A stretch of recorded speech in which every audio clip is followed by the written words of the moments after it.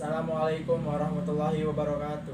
Perkenalkan, nama saya Rayhan Akbar Alfian dari kelas 10 MIPA 4. Di sini saya akan menjelaskan tentang materi virus. Virus merupakan parasit intraseluler obligat yang berukuran ultramikroskopis, dapat dikristalkan dan tidak dapat hidup di luar sel hidup. Ciri-ciri virus: 1. Virus bersifat aseluler. 2. Virus tidak memiliki sitoplasma dan organel sel. 3. Virus hanya memiliki satu jenis asam nukleat, DNA saja atau RNA saja.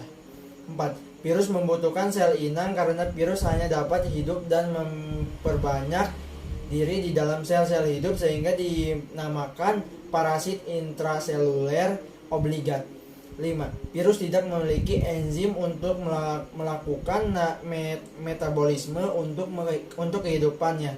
6. Virus hanya dapat memproduksi materi genetiknya, sedangkan selubung proteinnya dan struktur lainnya diperoleh dari sel inang, serta virus dapat dikristalkan sebagai benda tak hidup dan dapat dicairkan kembali. Struktur virus terdiri dari bahan genetik, selubung protein, dan sampul.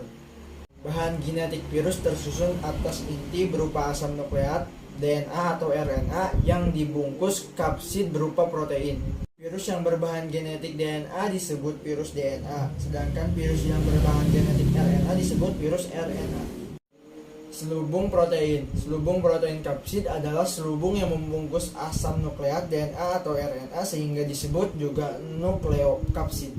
Kapsid memiliki 3 fungsi, yaitu 1. Membungkus dan melindungi asam nukleat agar tidak tercerna oleh enzim. 2. Memberikan tempat pelekatan yang memungkinkan virion dapat melekat pada sel inang dan memberi bentuk pada virion. Sampul. Sampul adalah membran lipoprotein, lipid atau lipid dan protein yang mengelilingi kapsid. Sampul ditemukan hanya pada beberapa virus, contohnya virus influenza.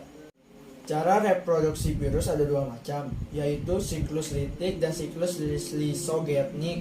Siklus litik terdiri atas pelekatan, penetrasi, sintesis, perakitan, dan pembebasan.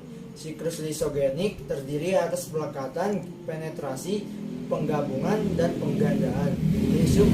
Siklus lisogenik dapat berubah menjadi litik jika ada induksi.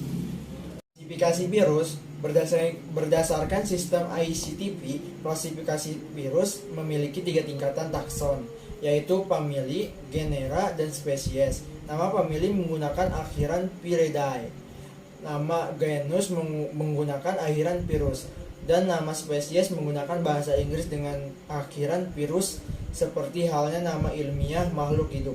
Nama genus dan spesies virus dicetak miring. Salah satu dasar pengklasifikasian virus adalah jenis asam nukleatnya.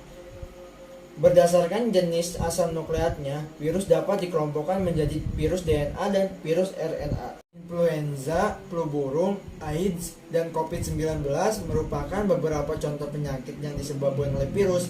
Influenza dan flu burung sempat menjadi pandemi di seluruh dunia. Bahkan COVID-19 masih menjadi pandemi sejak tahun 2019 hingga saat ini. Virus dapat menjadi kawan karena menguntungkan manusia, antara lain untuk memproduksi protein viral, untuk memproduksi vaksin, untuk terapi gen, bakteriofag untuk mengenali bakteri patogen, sebagai sarana penelitian genetik, dan sebagai vektor cloning dalam teknik rekayasa genetik.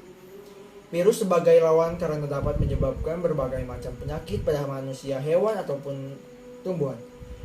Remaja dapat ikut berperan dalam upaya pencegahan penyebaran HIV/AIDS dengan cara antara lain membentuk kelompok studi anti-AIDS, membuat poster dan stiker anti-AIDS, menjauhi narkoba dan pergaulan bebas, serta menjadi penyuluh anti-AIDS bagi sesama remaja.